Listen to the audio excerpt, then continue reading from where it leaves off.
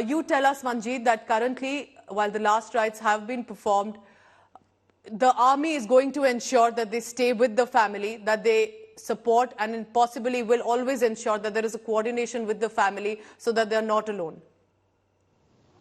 Absolutely, Pooja. We have seen senior army officials visiting the family members of late Colonel Manpreet Singh.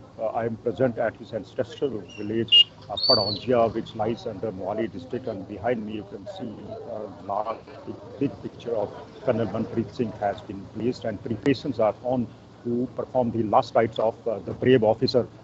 His mortal remains are expected to reach the Padonjia village around 11:30, and there will be 2 hours for the family to complete rituals as per the Punjabi traditions, and after that, cremation is likely to take place after 2 p.m. Punjab Governor Banwali Lal Purohit is also expected to reach Padonjia village to take part in the last of this brave officer. Manpreet, also tell us that at this point, while Colonel Manpreet saying the final rites were done, there was also Major Ashish whose final journey is currently on. And there are so many from Haryana, from Punjab, from nearby areas, from Chandigarh, Mohali, who are literally soldier families. Generations have been in the Indian Armed Forces, if not just the army, but paramilitary and as well. This belt is known for sending its sons, and this is despite constant supreme sacrifices that the families do not back down. That's the kind of courage that is shown by the families, and I've always said that as much as the soldiers' bravery, there's also the wife, the parents who send their men out to the border. Yes, indeed, Pooja. Even Colonel Manpreet Singh was the second generation of the Punjabis who served the nation. His father, Lakhmir Singh, also served in the Indian Army.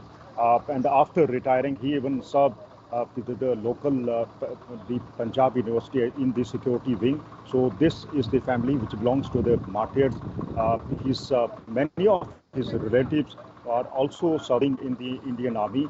And we have seen the family members of the martyrs visiting his wife and other family members, consoling the family besides the Indian Army officials. So be it the Himachal Pradesh, be it Haryana, or be it Punjab, most of the youngsters feel it to join the Indian Army, as it is considered a status symbol in these states.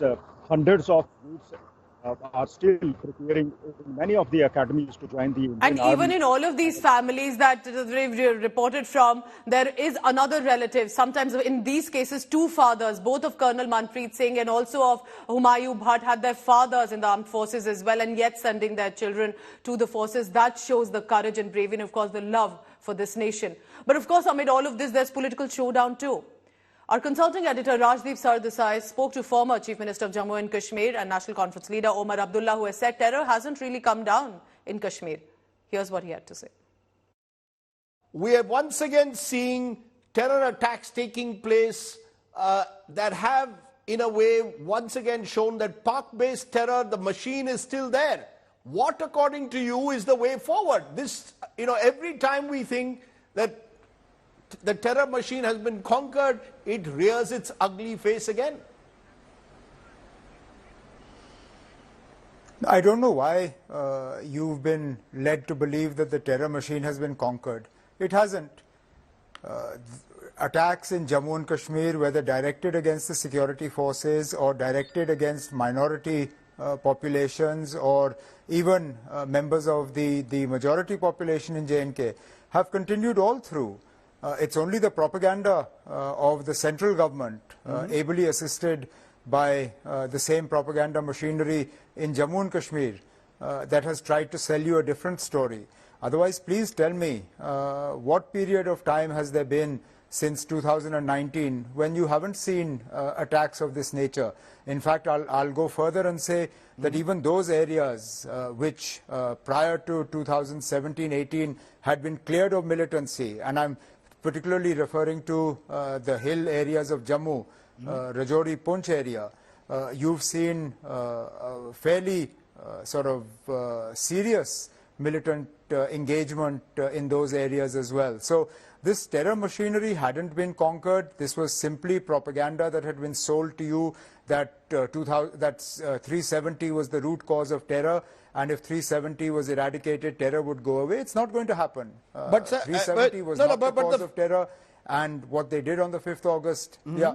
But the fact, Omar Abdullah, I'm just looking at numbers. The Jammu and Kashmir Director General of Police, DGP Dilbagh Singh, says in April 2023, number of militants now are at an all-time low in Jammu and Kashmir in recent years. They give figures about terror attacks. Before Article 370 abrogation was 763, that came down in the last couple of years to 590. They're not over, but according to the government, they've come substantially down. They're in a better position today than they were a couple of years ago. The fact is, as I said, the terror machine has never been fully conquered. Please, Rajdeep, one sec. No, exactly, but every year you've had numbers come down. When I was Chief Minister, I distinctly remember that every year the number of militant attacks or terror attacks during the 6 years that I was Chief Minister showed a declining trend. I'm sure the same is true for the year or so, or the couple of years that the PDP and the BJP were together in Jammu and Kashmir. This declining trend of militancy is not a product of Article 370's removal. It has been a continuous feature of Jammu and Kashmir for the last, I would hazard, 15-20 years. So this selective use of data by the DGP to explain a miraculous improvement in the situation is simply that. It's fudging numbers. Now, the fact that you lost 3 senior uniformed personnel in the attack or in the encounter yesterday in Kokarnag, a colonel. Do you remember when the last time was that we lost a colonel of the Indian Army in a militant encounter? I think it was easily about 3 or 4 years ago, along with a major and a DYSP of the police in the same encounter. I don't remember an encounter in which we lost such senior personnel in one particular incident. So, I mean, things, if anything, are showing a worsening trend, not an improving trend. Yes, the number of incidents may be less,